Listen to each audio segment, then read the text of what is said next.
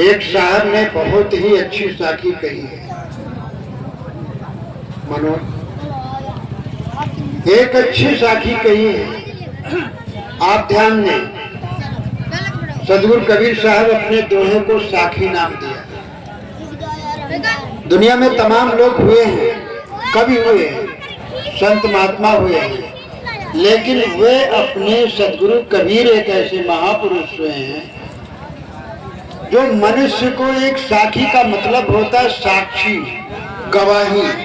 जैसे मुकदमे के लिए साक्षी गवाही होती है, तो ऐसे सदगुरु कहते तुम्हारे कर्मों को, तुम दुखी क्यों हो, तुम सुखी क्यों हो और कैसे होते हो, तुम्हारा कल्याण कैसे होगा, तुम्हारा उद्धार कौन करेगा, और इन दुखों से बंधनों से तुम्हारा छुटकारा कब होगा, इसके लिए वो दोहा मानो गवाही दे रहे हैं, साक्षी दे रहे हैं कि तुम मनुष्य हो, तुम अपने आप को झांको, देखो और विवेक करो।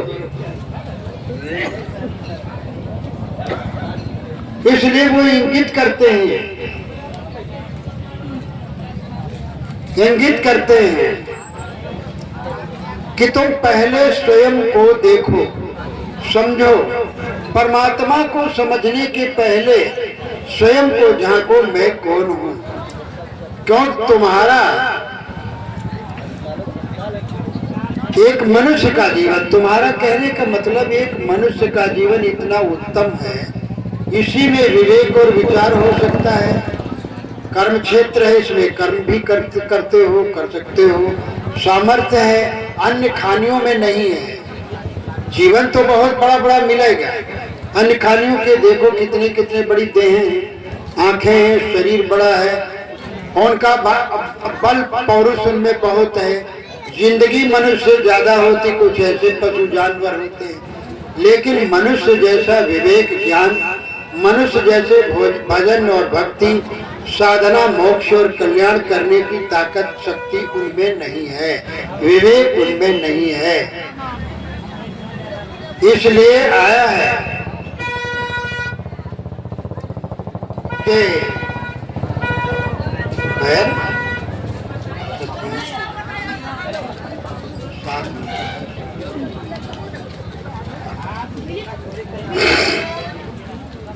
तो जीवन में किसी से वैर न करो तो भय नहीं रहेगा। हम भयभीत क्यों होते हैं? हम भयभीत क्यों होते हैं? इसलिए कि हम किसी से वैर करते हैं तो हथियार बांधते हैं, और बाहर जाओ, कहीं जाओ तो भय बना रहता है, शंका बनी रहती है, संशय बना रहता है। इसलिए आइए हम इन बातों के लिए कुछ समझें और प्रत्याग करने के लिए जो गलत कार्य हैं, जो हमारी गलत इच्छाएं हैं, उनका हम प्रत्याग करें तो हमारे जीवन में हमें सुख और शांति प्राप्त हो। इसलिए सभी संत हमारे यही समझा गए हैं, और सद्गुरु समझाते हैं आपा तजो हरि भजे, आपा तजे हरि भजे, नख सिख तजे विकार। एड़ी से चोटी तक जितने भी विकार हैं, इनका हम प्रत्याग करें। आपा कहते हैं ममत्व को, आसक्ति को। जो हमारी आसक्ति बनी हुई है, बेकार की आसक्ति जो बनी हुई है, उन आसक्तियों का प्रत्याग करो। आपा तजय हर भजे। मनुष्य कैसे सुखी रहेगा? पहली बात है, साहब कहते आपा तजय, आपा तजने न चाहिए। लोग आज कहते हैं अरे थोड़ा बैठ लो, कहते बैठे कैसे भैया, मौका नहीं। अरे कहीं थोड़ा आपा छोड़ दो, तुमरे बहुत आपा करेगा है, कहते नहीं, तुम्हारे बहुत आपा घेरा हुआ है। तो मतलब आपा का मतलब मोहाशक्ति। जो मोहाशक्ति है, इसको छोड़ो, मोह करो, अपनी वस्तुओं की सुरक्षा करो, अपने परिवार का भरण पोषण करो, और धन भी कमाओ। भौतिक शरीर बना तो भौतिक प्राणी पदार्थों की आवश्यकता भी है, लेकिन भौतिक में डूबे न रहो हर समय। भजन के लिए भी मौका निकालो, अपने कल्याण, आत्म कल्याण के लिए मौका निकालो। परिवार के भरण पोषण में तो अपना समय दो, लेकिन कुछ समय अपने कल्याण के लिए भी समय दो। भौतिक जीवन, भौतिक शरीर, भौतिक प्राणी पदार्थ, ये जितना जो कुछ है एक दिन अचानक ही छूट जाएगा। इसलिए आपा आसक्ति उसकी त्याग दो। घर में रहो, गृहस्थी में रहो, दुकान में रहो, मकान में रहो, तो भी भजन करते रहो। ध्यान तुम्हारा सत्कर्म में, मनन और चिंतन में रहे, गलत चिंतन न हो। जब गलत चिंतन करोगे तो मन और वासनाएं गलत तरफ जाएंगी, उससे परेशानी बढ़ेगी, दुख बढ़ेगा।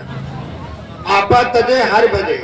हरि का मतलब होता है, हरि कहते हैं अपना जो स्वरूप, जो तुम्हारे हृदय के अंदर जो बोल रहा है, जो देख रहा है, जो सुन रहा है, जो कर्तव्य कर रहा है, जो सोच रहा है, वही तुम्हारा वो हरि बैठा हुआ है, वही हरि तुम हो।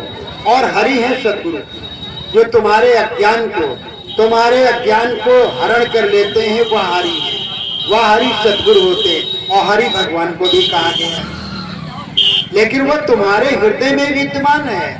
हरि को भजना है तो कहीं हमें भागना नहीं है, बल्कि अपने मन को तुम बाहर से समेट कर अपने अंदर में भजन में लगाओ। ध्यान सूरत अपने आप में लगाओ, मानो हरि में लगा रहे, बाहर नहीं। जो बाहर तुम ढूंढते हो, भटकते हो। गोस्वामी जी बहुत बढ़िया इस पर कहे हैं। जो गोस्वामी जी पूरी राम कथा लिखे हैं और राम को दशरथ जी के पुत्र को ही अपना एक उपास्य माने, उनकी उपासना भी किए हैं, लेकिन तो भी वो अंततो गत्ता घूम करके वो हृदय बसे ते ही राम न जाने।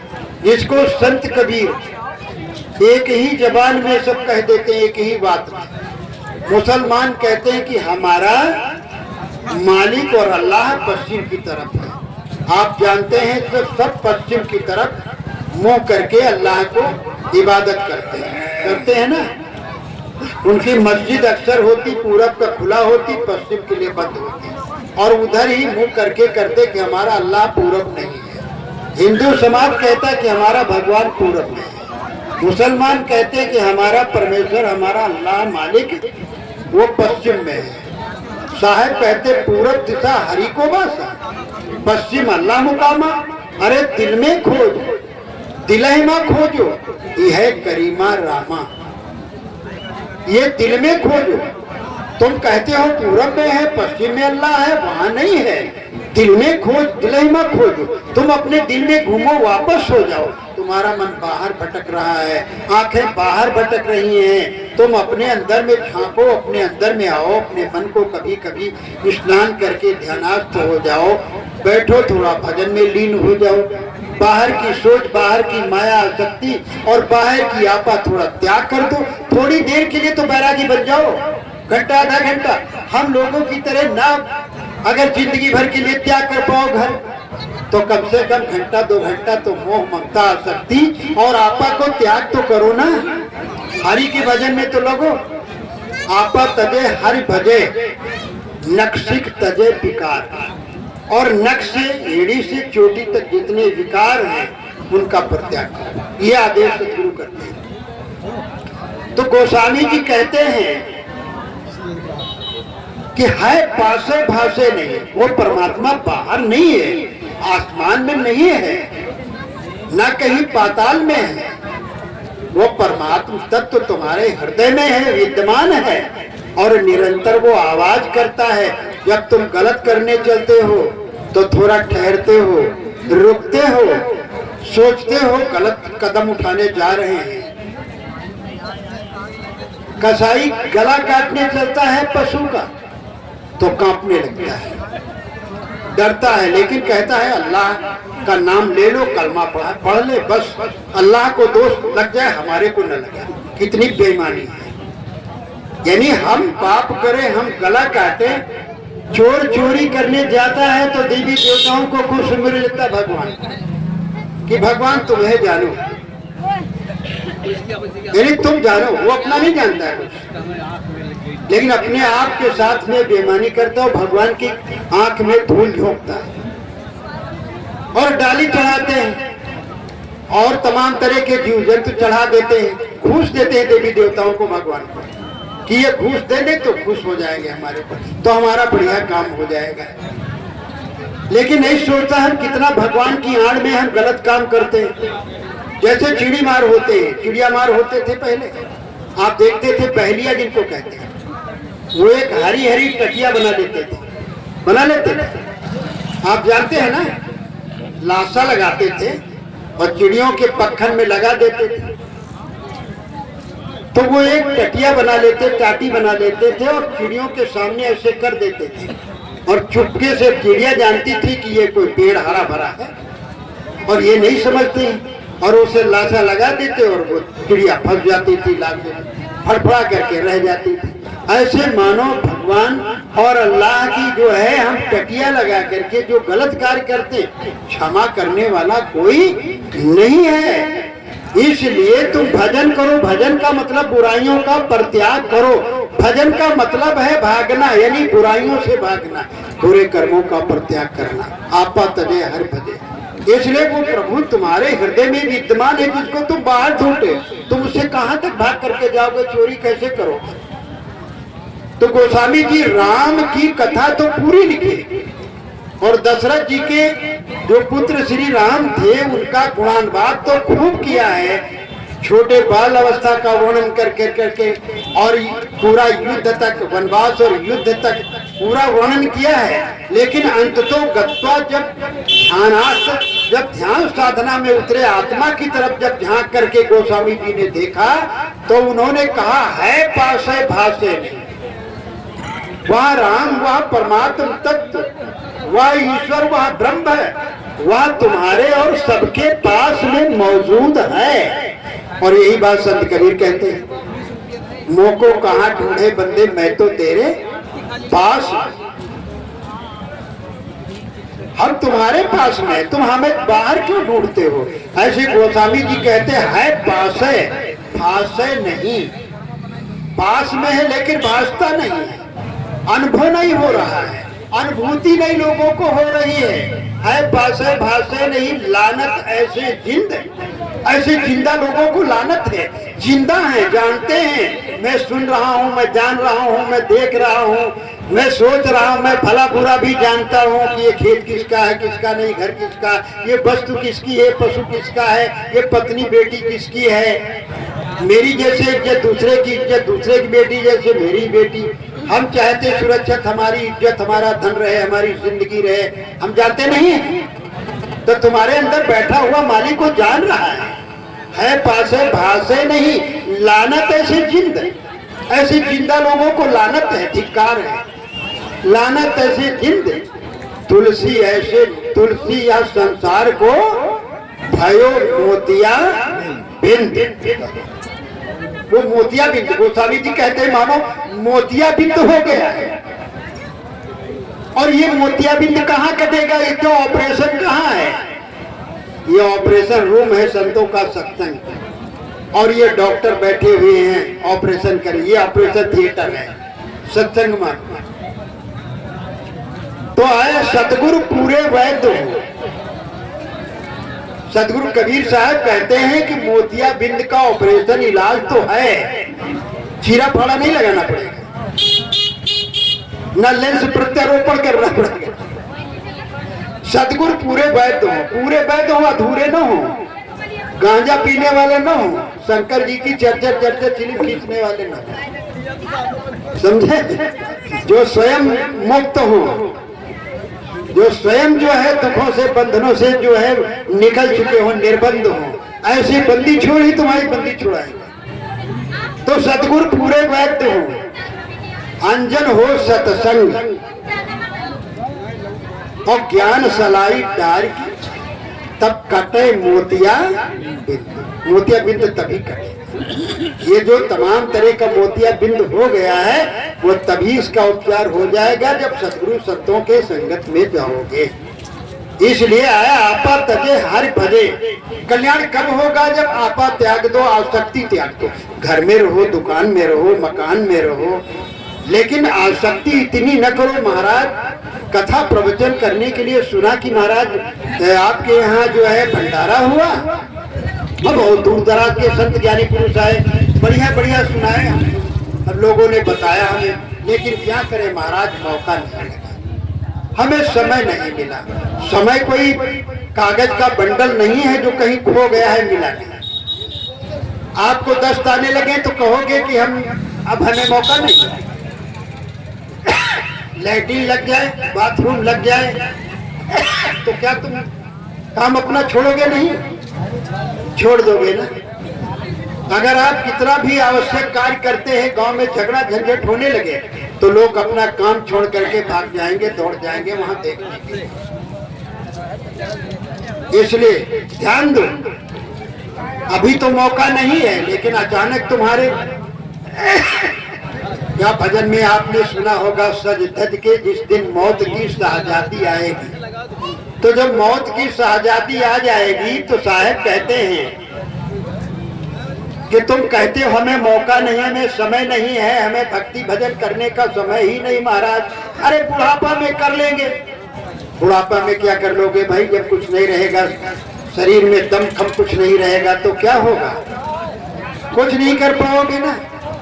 बुढ़ापे में होना ही कुछ नहीं है।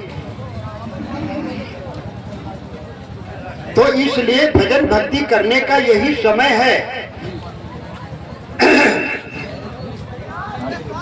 तो नक्सिक तजे विकार, सब जीवन से निर्भय रहे, साध मता है सार। सभी जीवों से निर्भय रहो, किसी से वैर ना करो, तो निर्भय रहोगे, सुखी रहोगे। आदमी राग द्वेष में परेशान है, ईर्ष्या द्वेष में जलता है, परेशान है, इसीलिए दुखी है। दुखी कोई कर नहीं रहा है। इसलिए आइए हम सब लोग राग द्वेष को त्याग और भगवान के भजन में लगे, पूजन में लगे, ध्यान में लगे। और व्यास जी ने तो इतना बढ़िया बता दिया है कि ईश्वर की पूजा क्या है। लोग समझ लिए हैं कि भाई बेलपत्री चढ़ा लो, चढ़ा दो, और जो है कुछ पूजा कर लो, कुछ आदि कर लो, घंटा घड़ियाल बजा लो और लोटा भर शंकर जी को पानी चढ़ा दो, बस भजन हो गया भगवान का, बस पूजा हो गई भगवान का। और जो इतना नहीं करता तो कहते ये भगवान को नहीं मानते। तो हृदय से राग द्वेषों को निकाल दो, किसी की हिंसा हत्या ना करो, आसक्ति को त्याग दो। मानो भगवान की भजन, भगवान का भजन तुम कर रहे हो। रागद्वेतम,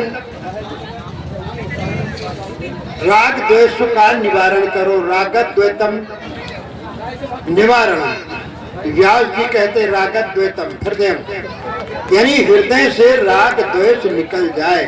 रागद्वेतम हृदय, वाक दुष्टा नितादि, हिंसाद रहता है काया, इतद ईश्वर पूजनम। व्यास जी के सामने उनके शिष्य बैठे थे। एक शिष्य जो है वो प्रश्न किया कि भगवान, व्यास जी से कहा कि गुरुदेव, ईश्वर की पूजा क्या है?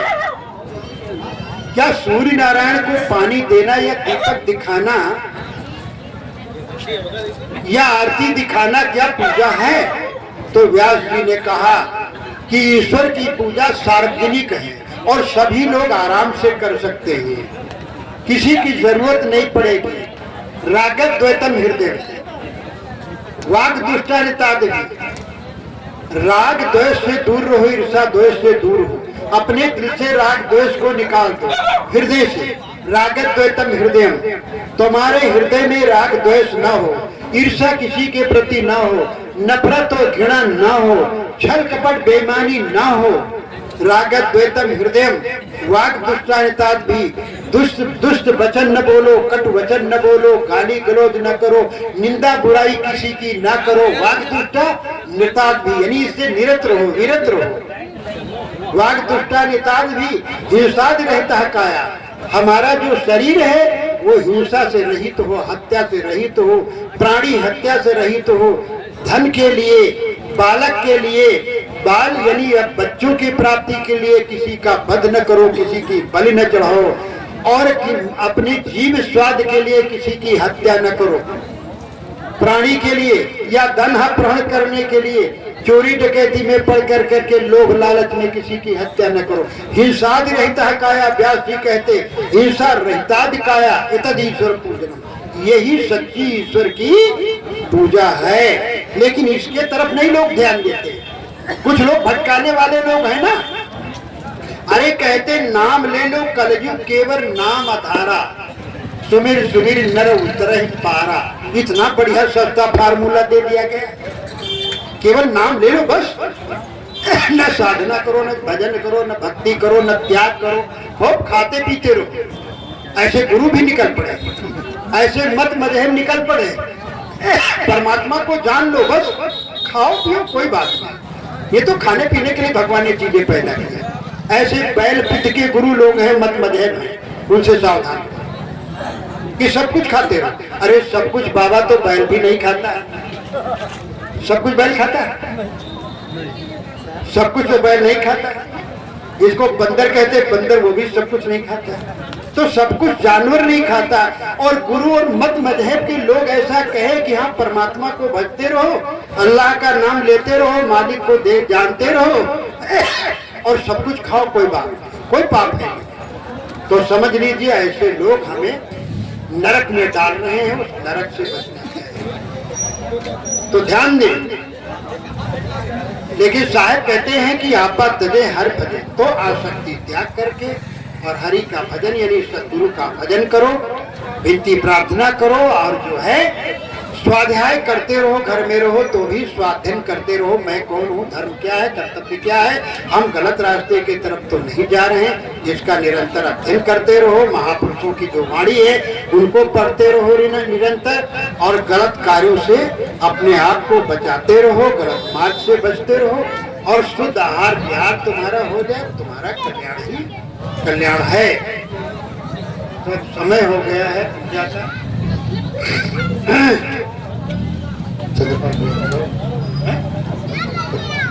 हाँ बता दे, अभी आए नहीं, एक भजन ऐसे भजन। हमारे चंद्रपाल साहब जी मंच पर आ जाएं।